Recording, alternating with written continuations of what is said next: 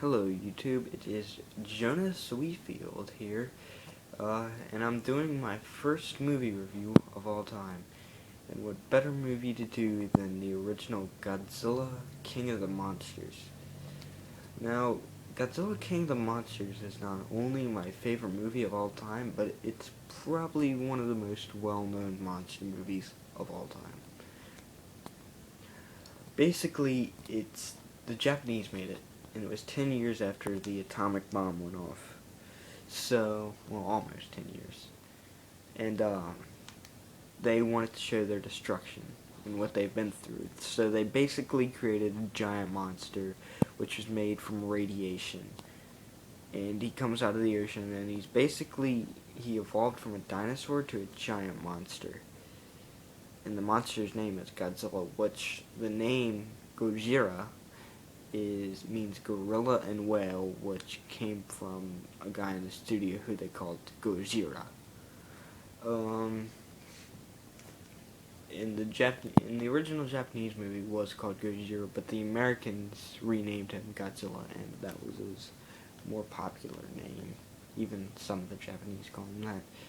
So basically, it starts out just Raymond Burr narrating over a bunch of destruction and rubble, and, well, it starts out peacefully, all that, and, after the rubble is burned, and, I don't know, I haven't watched this movie in a while, but in the film, Godzilla attacks many times, and, destroys everything in sight. Trains, kills people, destroys TV towers, stuff like that. Yeah, he does that, and, well, there are no other monsters. Not in this one, anyway, not in the original. And Raymond Burr basically narrates over all the destruction. But in Gojira, the Japanese never did that. And the Japanese one was a lot better. So, yeah. Basically, he just burns the whole city down. And the scientist, Sarazawa, has to find a way to kill him. And he uses an oxygen destroyer to do it.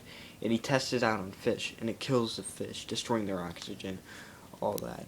So he plans to use this against Godzilla. And him and another man go down into the sea, and, well, they find Godzilla. And Godzilla awakens, gets up, probably to attack the city again, and they let it go. Well, Sarazawa's friend goes up, but Sarazawa doesn't go up. In fact, he loses his life with the oxygen destroyer and with Godzilla. Godzilla floats up to the surface for one final death roar, and floats down to the bottom of the sea, turns into a skeleton, dies. And, well, that's basically all that happens. There's nothing much to this movie, although, yes, it is my favorite movie of all time. Gojira is the Japanese version, and it actually opens up the whole series of Godzilla movies. Not just the original series, but two more after that. And gives ideas for other monsters. Of course, the idea for Godzilla was, well, they came up with the idea from the movie King Kong, which we all know. And they basically made their monster better. And they bought King Kong a couple of years later, but that doesn't matter. That doesn't matter yet.